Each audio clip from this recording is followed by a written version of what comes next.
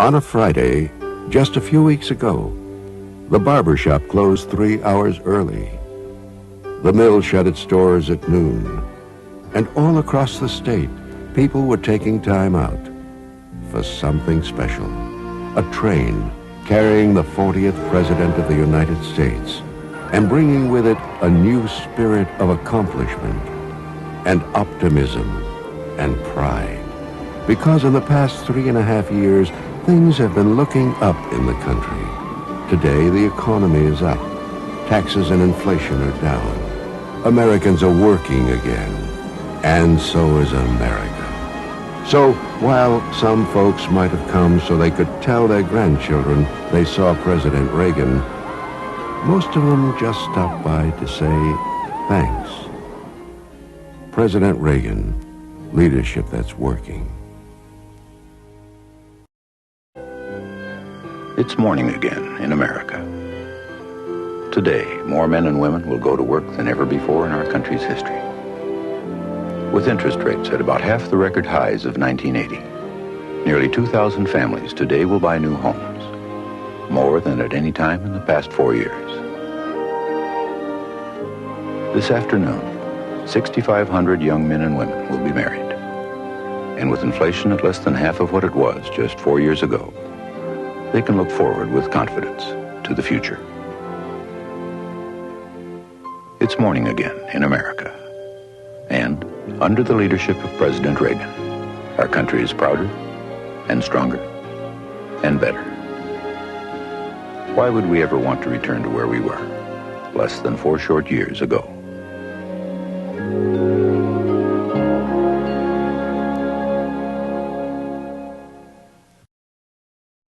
This was America in 1980, a nation that wasn't working.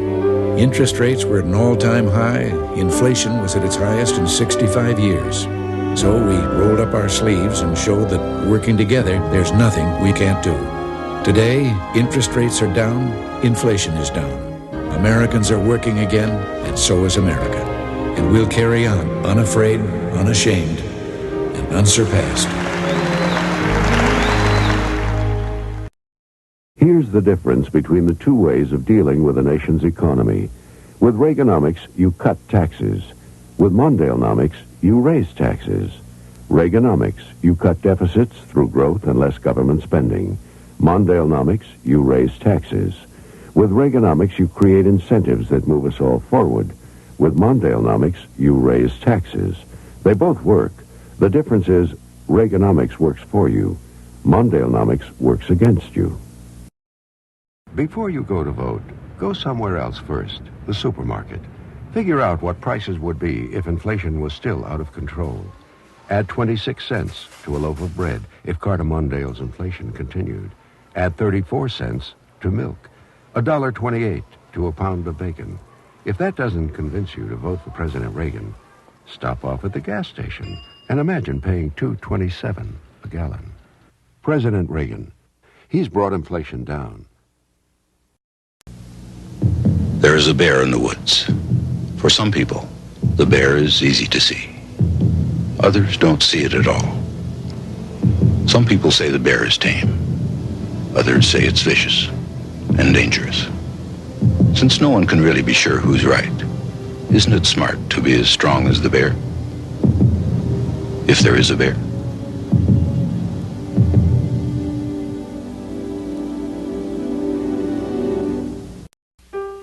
This was America in 1980, held in contempt by foreign nations. Across the world, people were losing their freedoms. So many countries thought America had seen its day, but we knew better. So we stopped complaining together and started working together. Today, America is strong again. We're looking to the future with confidence and pride. America's best days and democracy's best days lie ahead.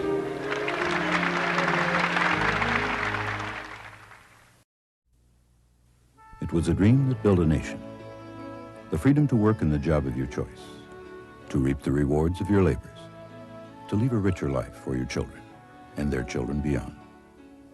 Today, the dream lives again. Today, the jobs are back. The economy is back, and America is back. Standing tall in the world again, President Reagan, rebuilding the American dream.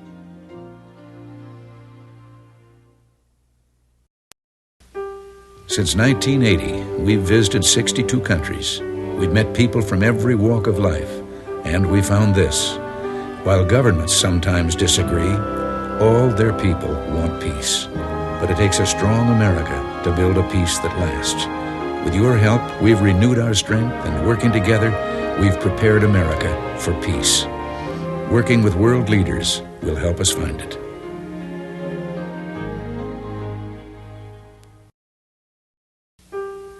In my lifetime, we've faced 2 world wars, a war in Korea, and then Vietnam. And I know this: I want our children never to have to face another. A president's most important job is to secure peace, not just now, but for the lifetimes of our children. But it takes a strong America to build a peace that lasts. And I believe with all my heart that working together, we have made America stronger and prouder and more secure today. And now we can work toward a lasting peace for our children and their children to come. Peace is the highest aspiration of the American people. Today, America is prepared for peace. We will negotiate for it, sacrifice for it. We will not surrender for it, now or ever. You want more for your kids than you had. And that's the American dream. Mondale and Ferraro, bringing a new fairness to America. While Mr. Reagan tries to slash Medicare, they fight for seniors. While he forces 4 million people out of work, they fight for workers. And on tax breaks, I refuse to make your family pay more so that millionaires can pay less. they'll be taking the first step in a new direction for America. Mondale Ferraro, for your future. 1982. Reaganomics sinks our country into the deepest recession and unemployment in 50 years. Now Ronald Reagan says the economy is moving up. It is, up on a mountain of debt and record Reagan deficits, more borrowing than all the other presidents in history combined. That'll drive interest rates up, slow the economy down, and then, if you're thinking of voting for Ronald Reagan in 1984, think of what'll happen in 1985. In this building, Mr. Reagan's people are borrowing the money that's putting each of us $18,000 into debt. Deficit spending. And who walks away with the money? 90,000 profitable corporations that pay no taxes. Defense contractors on bloated budgets. Foreign interests who make money on our debt. What the deficit really means is that you're paying for their free ride. But in November, you can stop it. Mondale Ferraro. They're fighting for your future. After you work for a lifetime to pay off your house, you expect to be free and clear. But in another American house, there are plans today to put you $18,000 in debt, your share of Mr. Reagan's deficits. But when Mondale moves into the White House, he won't forget about your place. He'll cut spending, close tax loopholes, and put new taxes in a trust fund to pay off Reagan's debt. Let's stop mortgaging America. Mondale Ferraro, they're fighting for your future. Over the last 3 years, those making $200,000 a year got a $60,000 tax break. Thousands of profitable corporations paid no taxes. I refuse to make your family pay more so that millionaires can pay less. This is the debate. Fairness. Will we all pay our fair share? Mondale will close tax loopholes and simplify the tax code. Mondale Ferraro, fighting for our future. It's from up here that President Reagan, if re-elected, is determined to orbit killer weapons. He'll spend $1 trillion. The Russians will have to match us. And the arms race will rage out of control. Layer on layer, orbiting, aiming, waiting. Walter Mondale will draw the line at the heavens. No weapons in space from either side. On November 6th, draw that line with him.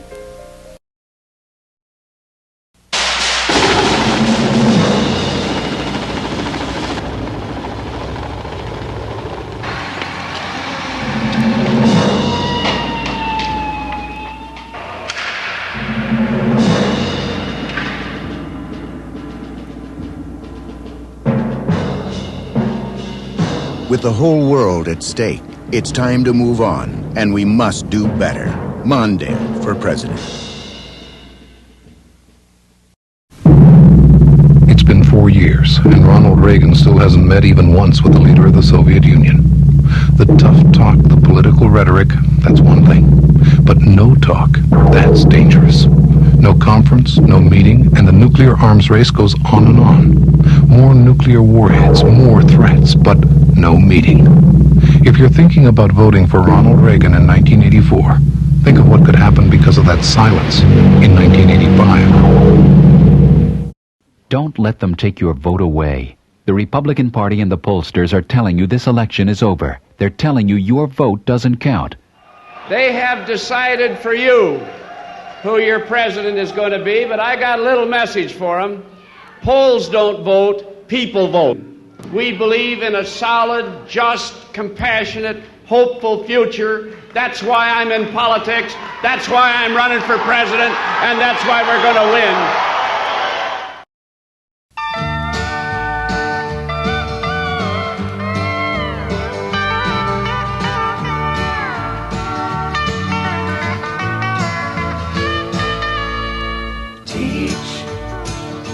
Parents well, their children's hell will slowly go by.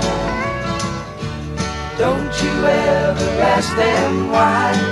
If they told you, you would cry. So just look at them and sigh,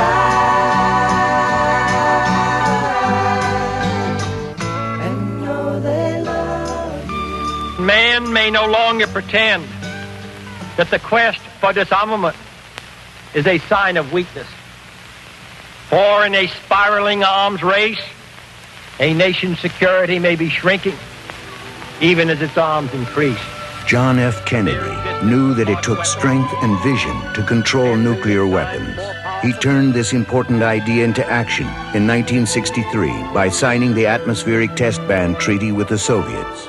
4 later presidents signed 15 arms agreements with the Russians.